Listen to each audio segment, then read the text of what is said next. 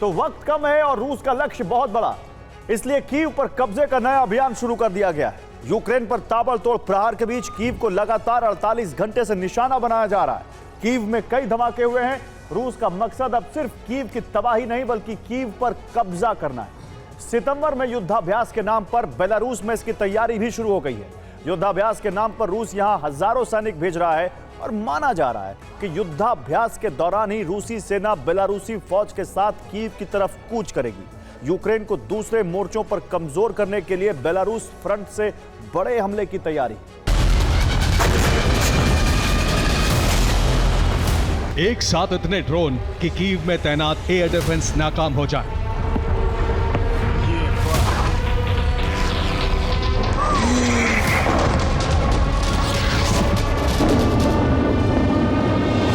मिसाइलों से इतना सटीक प्रहार कि कीव में तय हर टारगेट नष्ट हो सके।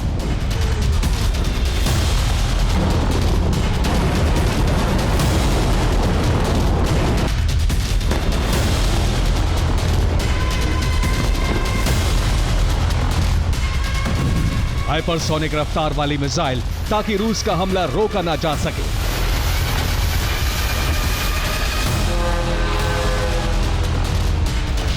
इमारतें धधकती रहीं, आसमान काले धुएं से भर गया।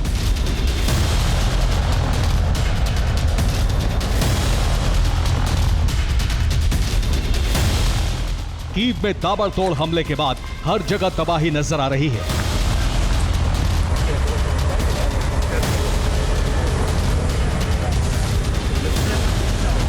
कीव में इमारतें ढह गई हैं, कई जगहों पर घंटों आग लगी रही।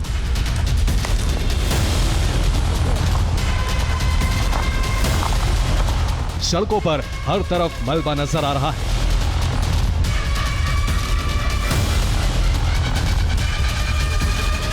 बिल्डिंगों के कांच टूट गए, कई गाड़ियों में आग लग गई।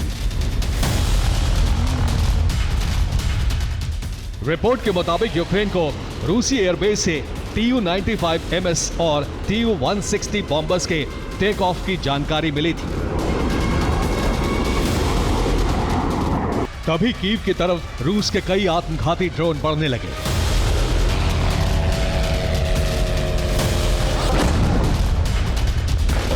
कुछ ही देर बाद वैसा ही हुआ जैसी आशंका थी।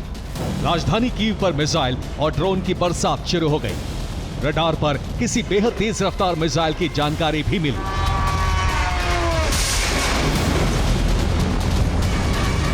जब तक यूक्रेन संभल पाता, कीव में जोरदार धमाका हुआ।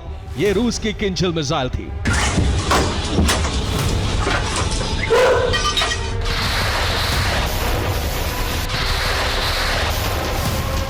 रूस ने कीव को दहलाने के लिए किंजल हाइपरसोनिक मिसाइल का इस्तेमाल किया। इसके अलावा गेरान 2 ड्रोन से हमले किए गए।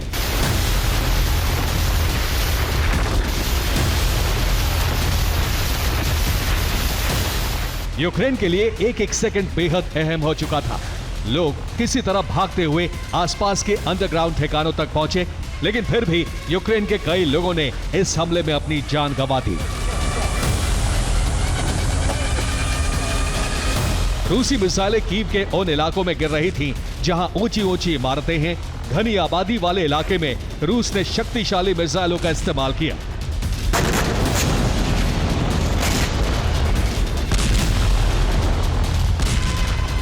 मिसाइल हमले के बाद कीव की इमारतों में आग लग गई।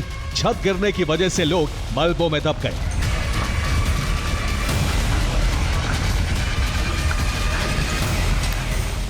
कीव में मिसाइल हमले के दौरान कई धमाके हुए। लोग अंडरग्राउंड शेल्टर्स में छिपे रहे। आग धमाकों का दौर थमा तो सुबह कीव में तबाही का डरावना मंजर था।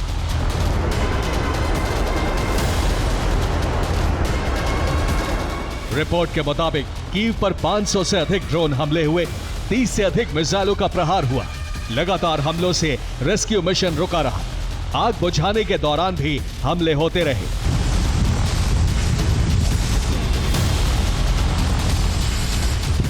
रात में कीव की तस्वीर भयावह थी। हर तरफ बस आग और धुआं नजर आ रहा था। कीव में हर तरफ आग की लपटें उठ रही थी। रिहायशी इमारतों में आग लग चुकी थी। इतने बड़े इलाके की आग को बुझा पाना बेहद मुश्किल था। यूक्रेन का आरोप है कि रूस ने रिहायशी इमारतें, स्कूल, शॉपिंग कॉम्प्लेक्स पर हमला किया।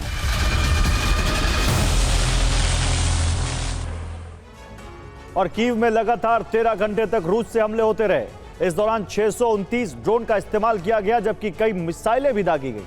कीव में रूस के हमलों की वजह से 18 लोगों की मौत हो गई। रूस ने कीव को दहलाने के लिए 2 हाइपरसोनिक किंजल मिसाइलों से हमला किया। कीव के हर इलाके में धमाके के लिए 598 आत्मघाती ड्रोन से हमला किया गया। इसके अलावा नॉर्थ कोरिया की 8 KN-22 मिसाइलों से हमले हुए। 9 इस्कैंडर-M मिसाइल से भी कीव पर हमला किया गया। रूस ने फिर KH-101 मिसाइल का इस्तेमाल किया है। कीव पर 20 KH-101 मिसाइलों से हमला किया गया।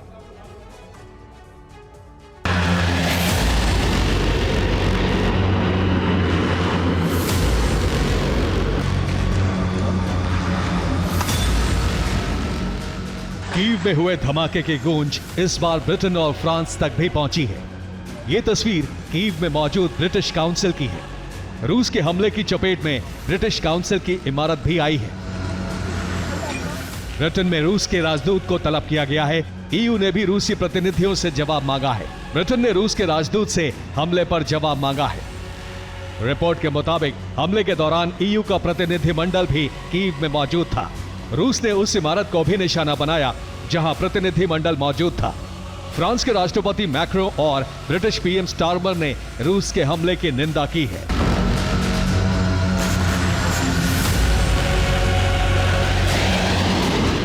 यूक्रेन की रिपोर्ट के मुताबिक हाइपरसोनिक मिसाइलों से हमले के लिए रूसी MiG-31 एयरक्राफ्ट ने उड़ान भरी थी।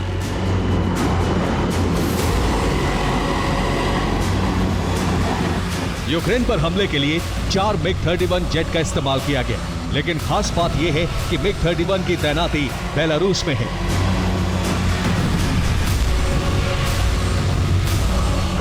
अब सवाल है कि क्या बेलारूस से मिसाइलें दागी गई? क्या बेलारूस से हमले का अभ्यास हुआ? क्या बेलारूस प्लान की शुरुआत हो चुकी है? माना जा रहा है कि पुतिन अब कीव पर कब्जे का अभियान चला रहे हैं। यूरोप की एकजुटता दिखने के बाद रूस को युद्ध विराम की उम्मीद नहीं है। यही वजह है कि अब कीव में भारी तबाही आ सकती है। कीव में 4 बच्चों की मौत हुई है। 31 से ज्यादा लोग जख्मी हुए हैं। 10 बच्चे भी अस्पताल में भर्ती हैं। कीव पर अगस्त के आखिरी हफ्ते में हमलों की शुरुआत हुई। वॉर एक्सपर्ट्स ने पहले ही इसकी चेतावनी दे दी थी। दावा किया जा रहा है कि पुतिन का सितंबर प्लान शुरू हो चुका है, जिसका मिशन यूक्रेन की राजधानी पर कब्जा है।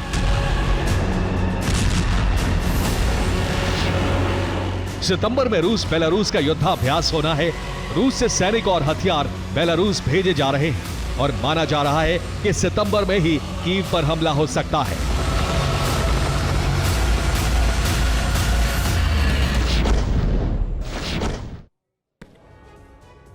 तो माना जा रहा है कि रूस के कीव कब्जे के अभियान की शुरुआत होने वाली है। बेलारूस से कीव पर कब्जे की कोशिश होगी। फिलहाल बेलारूस यूक्रेन सीमा पर 10,000 रूसी सैनिकों की तैनाती है।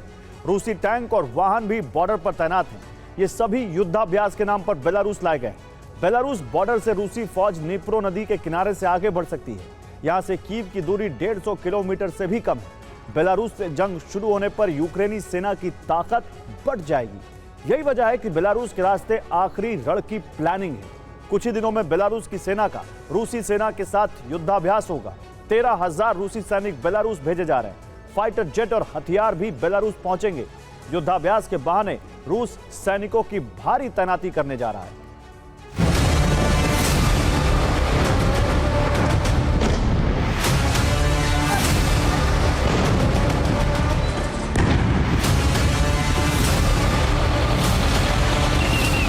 माना जा रहा है कि कई बार युद्धाभ्यास कर चुकी दोनों सेनाएं इस बार कीव मिशन के लिए एक साथ रवाना होंगी।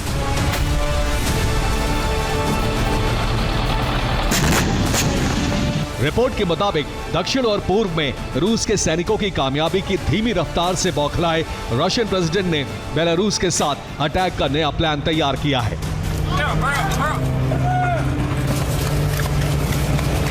बेलारूस से यूक्रेन पर हमले से रूस को बहुत अधिक कामयाबी की उम्मीद है।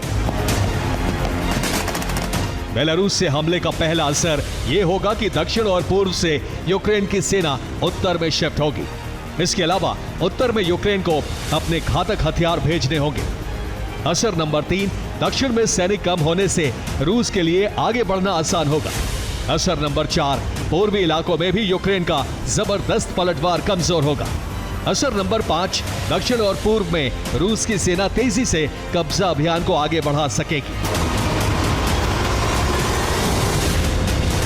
मुमकिन यह भी है कि बेलारूस फ्रंट से दबाव बढ़ाकर रूस डॉनबास के साथ दक्षिण तक कब्जे का मिशन पूरा कर ले। Bureau report, TV9 Bharatvarsh.